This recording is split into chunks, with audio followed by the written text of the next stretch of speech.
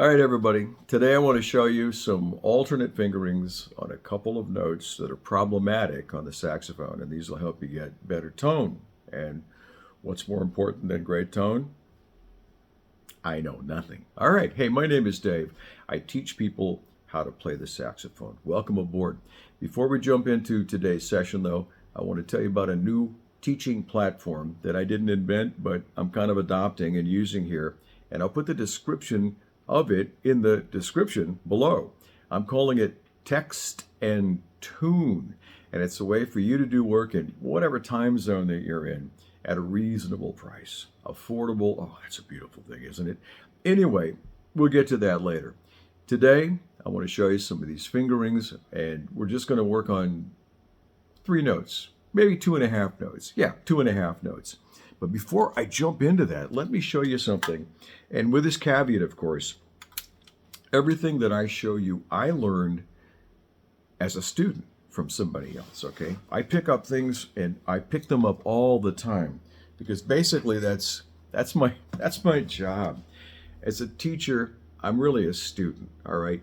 Now, I think this came from Joe Temperley, who, the late Joe Temperley, was a bari sax player, fifth reed in the Lincoln Center Orchestra band. He played bari sax and bass clarinet. And he did a thing that it works for me, and you might find it works for you. Take a little while to get used to it, but it helps control the pitch and the yaw of the saxophone. And that's to depress the E flat key, not the C key, but the E flat key, all right? It only affects one note. Essentially, it affects the D, and it turns your D into a D sharp, otherwise known as E flat, okay? This comes from flute lexicon. You know, the flute, I know it doesn't kind of look like a flute, but the fingering is very similar on flute. And when we play flute, those of you who double on flute, you know this. You keep the E flat key depressed to keep the thing from rolling out of your grip, right? So you can do that on the saxophone. And like I said, it took me a while to get used to it, but it really doesn't affect many notes, even though, you know, we're venting out the bottom of the horn.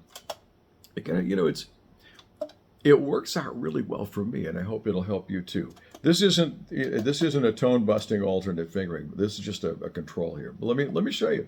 I've got to move the camera here so you can actually see my fingers. All right, here we go. Without, with.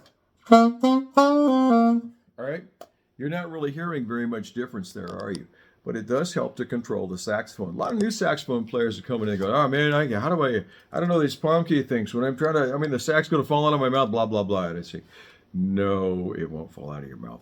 But this has helped them to gain a little more of a feeling of control over the saxophone without biting down. A lot of us try to bite the buzzer and hold the saxophone that way. So, hey, if this helps you, by all means, try it out and see if it works. And, you know, give us some comments. Perhaps you're already doing it. Love to hear from you in the comments section because what you post helps all of us. All right, now let's talk about D, dog. That's a note. In most saxophones, D is a problematic note. For whatever reason, it almost always sounds like middle D, D2.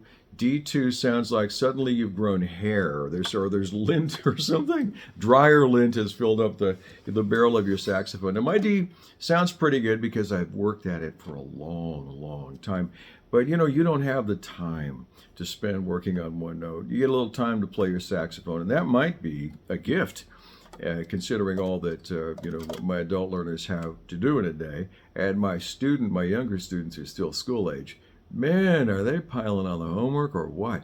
So you get time with your horn. You don't want to sit there and long tones, of course, will help, but this is a hack in the middle D section. And why I'm picking out middle D is because when we're playing middle D, we're generally going up the tree.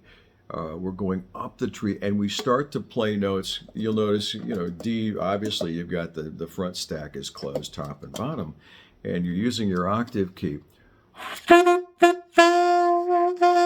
Right? And for most of you, your D is not going to be that clear. What you can do is you can vent instead with the D palm key. Instead of using the octave key, try using the D palm key. Listen to the sound. Let me turn sideways so you can see, at least see the key moving. All right. Nope. No deep palm key. Deep palm key.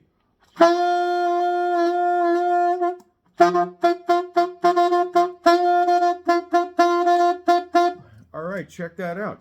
It's got a brighter sound. It already brightens up that D, and it will help you. Keep your eye on your tuner because it'll probably take you a little bit out of the zone you want to be in. So you work with that. But this is a thing that really helps. And again, I can't take credit for it, but I've used it over the years to help get the D in control. And again, as I was saying before, if we're climbing the tree, we're moving up to, say, from D to like C. Suddenly the horn is wide open. We're venting all through the front of the horn.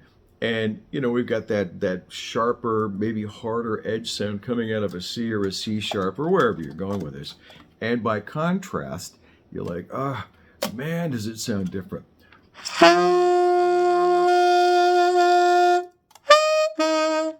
And you can hear that. So the next note that I want to work on is C, how to get middle C and octave C, C2 and 3, under control, okay? And here's the trick. You can press any one of these keys, 1, 2, or 3, all of them, or just 1 or 2 of them. Doesn't matter. It will help bring your C into tune if you're having some intonation issues. And it'll also give you a little bit of a better sound. We're sending a little more of that, sound wave through the brass here, and that always improves the sound of any note. Check it out. Let me move this again so you can see my fingers. All right, here's your basic C with hear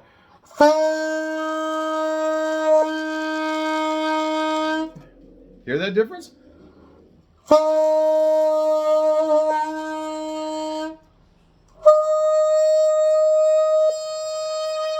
It just opens it right up, doesn't it? Does the same for C sharp. I won't bore you with my sound, but it does the same for both middle C, C2 and C3. And in fact, one of my students, this is band camp week, and they always wait till the hottest part of the year to start school. Fall starts and band camp is the first week, in fact, before anybody comes back. And one of the section leaders asked my Barry sax student, he said, how do you get your C to sound so good? And she showed him the trick, the lower stack, close the lower stack. And he said, I didn't know you could do that. Most people don't. So I hope that today you found some benefit from this, and this goes into the column of, hey, I didn't know you could do that. All right. If you have any questions, I'll put my email in the description below, along with information about text and tune and how we can work together at your pace, your speed, with stuff that you really want to work on. And if this helped you and you have any comments, we'd love to hear your process. So please, comments below help all of us here on this channel. We learn from you, all right? That's all I got. All right, take care of each other, be good to yourselves, and play the heck out of your saxophones, okay? I'll see you again next time. Bye-bye.